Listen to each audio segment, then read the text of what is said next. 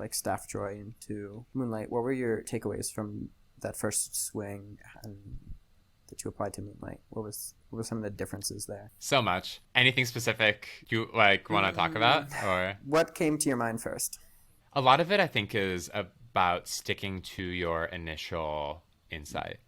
So Staffjoy's kind of initial insight was that there were these hyperscaling contractor workforces and that we could help these businesses that went from 100 to 300 couriers within a couple of weeks manage those workers. And over time, we tried building out more of like a call center product, and then we kind of built out like a restaurant product.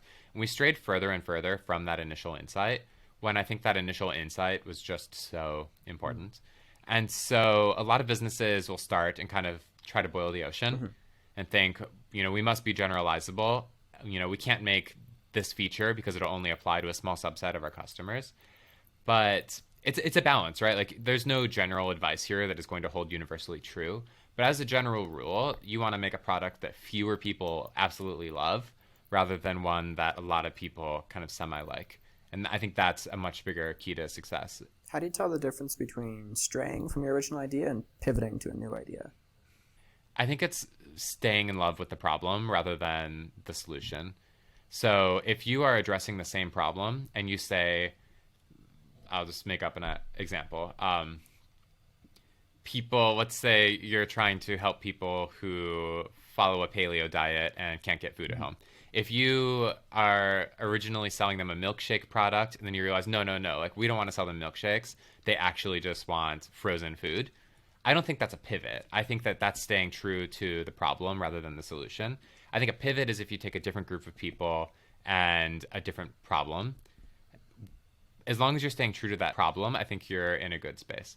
I think a pivot would be if you say, these people were selling milkshakes to people who are on a paleo diet, but actually it turns out people who are on a medically restricted diet for some reason also really like these milkshakes. Let's maybe ditch the paleo people and just go focus on the medically restricted diet.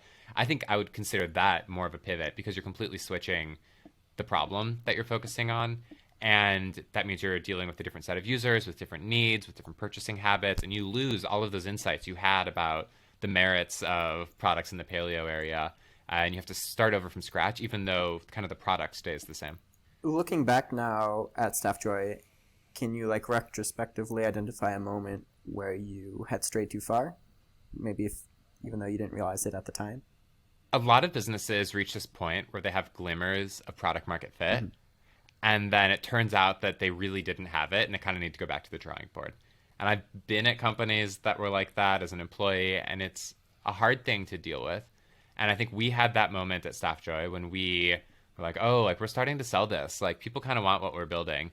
And so we hired a full-time salesperson who was great, but people didn't want the product, it turned out. And we kind of felt like we had success a few weeks ago. We should be able to continue to figure it out. And so we kind of kept on a salesperson for a product nobody wanted to buy and just started scrambling quickly and started working on a restaurant version of the product instead.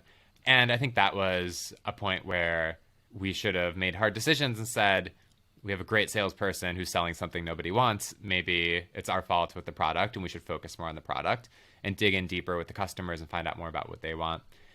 And I think that was definitely a point where things started to go off the rails.